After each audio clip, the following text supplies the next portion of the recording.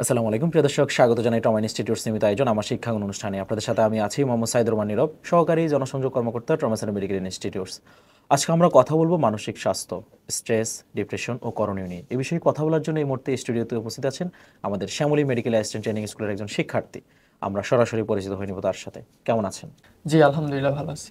দর্শকদের উদ্দেশ্যে আপনার পরিচয়টা দেবেন। আসসালামু আলাইকুম, আমার নাম মোহাম্মদ সাব্বির। আমি 23-24 শিক্ষাবর্ষে শ্যামলী ম্যাথসের একজন স্টুডেন্ট। আপনার হোম ডিস্ট্রিক্ট কোথায়? কুড়িগ্রাম। আপনি কোন স্কুল থেকে পড়াশোনা করেছেন?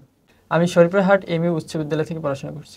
সাবির, আমাদের অনুষ্ঠানে আপনাকে স্বাগত। প্রথমে জানতে চাইবো, মানসিক স্বাস্থ্য বলতে আসলে আমরা কি বুঝি? মানসিক স্বাস্থ্য হলো আমাদের আবেগ, আচরণ, চিন্তা ও সিদ্ধান্ত গ্রহণের সামগ্রিক সুস্থতা। এটি শারীরিক স্বাস্থ্যের মতোই গুরুত্বপূর্ণ। স্ট্রেস আসলে কি কারণে হয়? অতিরিক্ত দায়িত্ব, শিক্ষার চাপ, পারিবারিক সমস্যা, আর্থিক টেনশন এসবই প্রধান কারণ। কখনো কখনো ঘুমের অভাবেও স্ট্রেস বাড়িয়ে দেয়। স্ট্রেসের সাধারণ লক্ষণগুলো কি কি?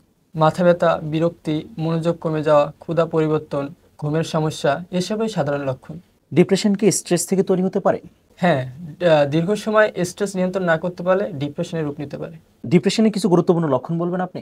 মন খারাপ, আগের পছন্দের কাজে আগ্রহ কমে যাওয়া, অতিরিক্ত ঘুম বা ঘুম না হওয়া, নিজেকে মূল্যহীন মনে হওয়া, জীবনের প্রতি উৎসাহ হারানো এসবই উল্লেখযোগ্য লক্ষণ।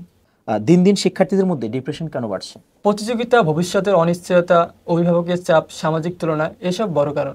স্ট্রেস কমানোর সহজ উপায় কি? নিয়মিত ব্যায়াম, পর্যাপ্ত ঘুম, মেডিটেশন, সময় ব্যবস্থাপনা, মোবাইল কম ব্যবহার এসব খুবই কার্যকর। ডিপ্রেশন হলে কার সাথে কথা বলা উচিত বলে আপনি মনে করেন? পরিবারের সদস্য, ঘনিষ্ঠ বন্ধু, শিক্ষক বা প্রয়োজন হলে কাউন্সিলরদের সাথে কথা বলা জরুরি। ডিপ্রেশনে ভুগছে এমন বন্ধুদের কিভাবে সাহায্য করা যায়?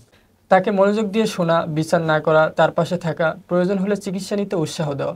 সোশ্যাল মিডিয়ায় কি মানসিক স্বাস্থ্যের প্রভাব ফেলে? অবশ্যই, অতিরিক্ত ব্যবহারের তুলনা তৈরি করে যা স্ট্রেস এবং ডিপ্রেশন বাড়াতে পারে। মানসিক স্বাস্থ্য ভালো রাখার জন্য দৈনন্দিন কি কি কাজ করা উচিত বলে আপনি মনে করেন? 1 নম্বরে 7 থেকে 8 ঘন্টা ঘুম, 2 নম্বর 30 মিনিট হাঁটা বা ব্যায়াম, 3 নম্বর পরিবারের সাথে সময় কাটানো ও ইতিবাচক চিন্তা।